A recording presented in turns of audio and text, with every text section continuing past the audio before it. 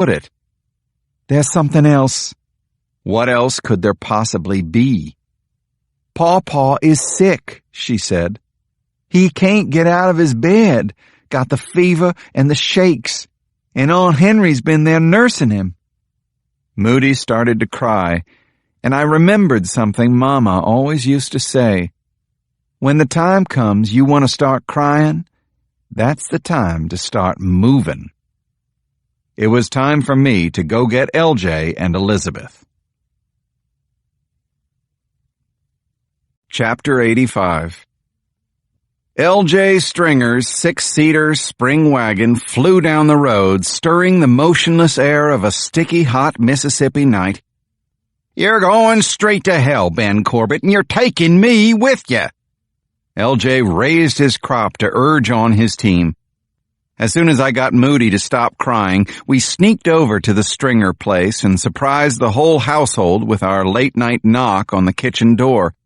I asked LJ to help me protect Abraham, Moody, and Ricky. He listened, and he didn't hesitate. I said I'd help you, Ben, and I will. Yes, he'd heard of the White Raiders. Yes, he knew them to be a gang of killers.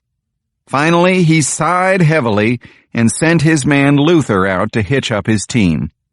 And now, here we were, bumping and rolling our way out to Abraham's house in the quarters. Crammed together on the back bench were Moody, Luther Cosgrove, and his brother Conrad.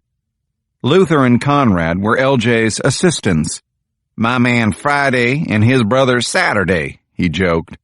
On call 24 hours a day to do whatever the boss wanted done. They drove Allegra Stringer on her errands. They ran packages to Macomb and Jackson and Shreveport. If LJ needed anybody brought into line, as he put it, it was the Cosgroves who did the bringing. "What we're doing here is extremely foolish," said LJ. "You know that." "I know that," I said. "But if we don't help these people, nobody will, and they're all going to die." LJ shrugged and said, "Well, we can't have that. This has to stop somewhere. Might as well be right here and right now." Chapter 86. Poor Abraham was in the parlor of his house sleeping fitfully when we arrived. 6 men came from the quarters as volunteers, even though they had only a couple of rifles, guarding Father Abraham. That's what they called it. Abraham was that beloved here. As it turned out, the White Raiders didn't come that first night, but we continued guarding Father Abraham. As the sun went down the second evening, LJ and I took our places on the porch. We'd been friends for a long time, but he'd gotten better and better with the years, the exact opposite of Jacob. I arranged the other men as carefully as a Civil War general planning his lines of defense. I put 2 of the new men on the roof, despite Moody's protests that the sheets of tin were so old and rusty that they would almost certainly fall through. Then LJ dispatched 5 of the men in an enfilade line among the old willow trees at the edge of the woods. "Stay awake, stay alert," he told everyone. "Don't leave your post for any damn reason. If you need to pee, just do it in place." As the second night watch began, our fears were as high as on the first. Around 11, LJ and I decided a finger of sour mash whiskey was what our coffee needed to take the edge off. After midnight, Moody came out with a fresh pot. She told me Abraham was awake. Through the window, I saw him propped up on his pillow. Between his hands, he held a bowl of steaming liquid, which he raised to his lips. "How's he doing?" "He's got a little more energy tonight, but I ain't getting my hopes up. Aunt Henry says he's on his way." I nodded and walked inside. "How are you feeling, friend?" I asked. He smiled. "How are you is the question," he said. "I ain't doing nothing but laying on this bed trying not to die. You the one doing something." "I'll keep doing my job as long as you do yours," I said. I was surprised how sharp he seemed, and I seized the opportunity. "Still no word from the White House, Abraham," I told him. "Makes me angry. The Lord and the President, they both work in mysterious ways," he said.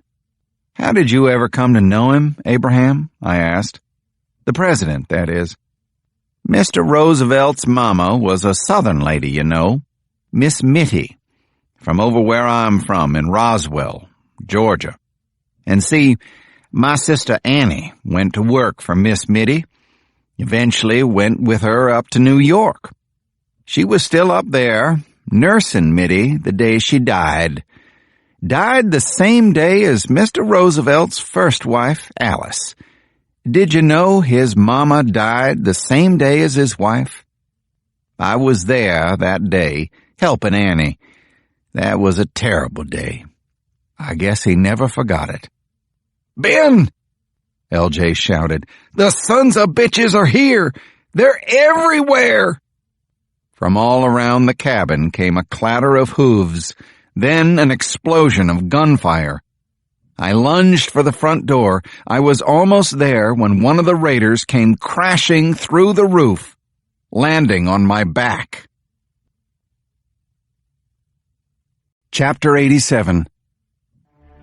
Bullets were whizzing through the air as the confused-looking man picked himself up off the floor, still clutching a scrap of rusted tin he'd brought with him on his fall through the roof. LJ ran into the house and aimed a rifle at the fallen raider. "Get the hell out of here or die. I see you again. You die." In the darkness outside, I could see 8 men wheeling about on horses. They wore no sheets, no hoods. They weren't bothering to hide themselves. I recognized the red-headed troublemaker I'd encountered at the trough in front of Jenkins' Mercantile. One lout, on a big dappled quarter horse, must have weighed in at 400 pounds. The horse struggled to keep from collapsing. The fat man was agile, though, hopping down from his saddle like somebody a third his size. The other raiders were getting down too, yoking their horses together. One aimed his shotgun at the house. Kablam! "God damn it!" LJ grunted. He poked the barrel of his fine, hand-carved rifle through the window, squeezed the trigger, and dropped the shooter in his tracks. This was war, just like I remembered it from Cuba, except the enemy was from my own town. LJ called, "Take the back of the house, Ben." So I ran to the tiny kitchen and onto the stoop. Behind the trunk of a giant pecan tree stood Ricky, with his shotgun trained across the yard on an oak where a white raider huddled with his rifle trained on him. Neither of them had a clear shot, but they were banging away at each other, riddling each other's tree trunks with bullets and squirrel shot.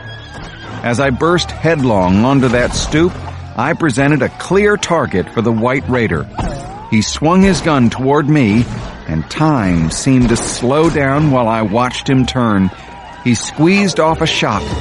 I saw the spark of the bullet strike a rock near the stoop. The man ducked behind the oak, but he was big enough that the trunk didn't entirely conceal his belly.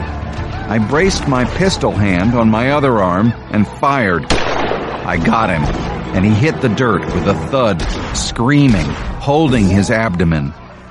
His fellow raiders had circled behind the house in a ragged line, and now attacked, sweeping the ground with gunfire, round after round. These men had come well armed. They were good with their guns. I remembered that Colonel Roosevelt called this kind of fighting sweep in and sweep up, a strategy, he said, that was generally used by butchers and fools. These fools were shooting and yelling as they came, catcalling, "We got you now, niggers," and "Run, boy, look at him go." A shout came from the swamp. "They got Roy. Goddamn niggers done shot Roy."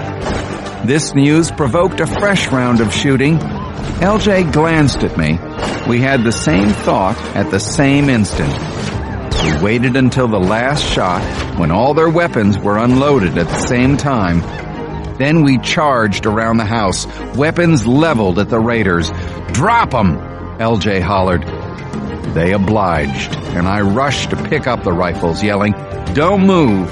Not one of you move!" Soon 2 of the black men who'd been concealed along the fence line appeared, lugging a prone, struggling raider they had lassoed and hogtied. "Where y'all want this one?" "Put him down right here by the rest," said LJ. When they came riding in, the raiders hadn't realized they were outnumbered, but they were finding it out now. I saw a couple of smart ones leap on their horses and ride off. But here came the huge fat man, lumbering around the side of the house with a shotgun in one hand, a pistol in the other. "Drop your guns," LJ yelled. The fat man did not obey. Instead, he pulled the trigger on the pistol. The bullet hit LJ in the right cheek. I swear I heard the crack of his cheekbone breaking. Then he fell to the ground. I fired at the fat man and he went down hard. Stayed down. Didn't move. "LJ, are you all right?" I knew he was not. "Oh, hell yeah," LJ said. "The damn thing just grazed me." I could plainly see that it had taken a sizable chunk of flesh out of his cheek. Blood oozed down his chin. That side of his face was black with gunpowder. I heard more commotion in front of the house, then hoofbeats. The remaining raiders had taken this opportunity to get the hell out of there. "Moody!" I called. There was no answer. LJ made a kind of whistling sound as he breathed through the new hole in his cheek. "Moody, they're gone. Come on out now, I need you." Again, all was silent. "You'd better go see," LJ mumbled. I rushed through the back door and stopped short at the threshold of the parlor. Abraham lay on his bed with the long barrel of a pistol pointed at his head. The man holding it had his other arm around Moody in a chokehold. "You stop right there, Corbett," said the raider. "There's nothing would give me more pleasure than to finish off this old trouble-making nigger, and then you." I didn't move. I didn't have to. I watched Moody's hand gliding into the pocket of her jumper. She pulled out a kitchen knife, and in one smooth motion, plunged it into the white raider's back. Chapter 88. Ben Corbett here is a well-known nigger lover, so I don't expect him to know any better, but LJ, for the love of God, I never in this world thought I would find you pulling such a stunt. It was 4 a.m, and we were standing in the dog trot of the log cabin that belonged to Phineas Eversman and his family. Phineas was the chief of the Eudora Police Department, which consisted of him, Mort Crowley, and Henry Kelleher, who worked only part-time. "Just hear us out, Phineas," LJ said. When he lifted the bloody rag from his face, his voice had a sickening whistle in it. "Your town is out of control." "Look, Phineas, you can call me every name in the book," I said. "You can hate me and everything I stand for. But we still have 5 men in the back of our wagon who attacked and murdered innocent people in the quarters tonight. We are witnesses, and we are here to swear out a formal complaint against these men. That means you are required by law to arrest them, hold them, and see that they are brought to trial for murder." Eversman looked past me and out the front door. In the back of the wagon, he saw 5 white raiders tightly bound, hand and foot, by the very ropes they had brought with them for hanging Negroes. Standing guard over these men were Cousin Ricky and 8 of the 10 surviving volunteer guards. Luther Cosgrove and a man named Jimmy Cooper had been gunned down. The captured men had laughed and hooted all the way downtown, promising us that their pal Phineas Eversman would soon set them free. "Now, wait a minute, Corbett," said Phineas. "The first thing out of your mouth was that you and these Negras killed some of the men." They attacked us!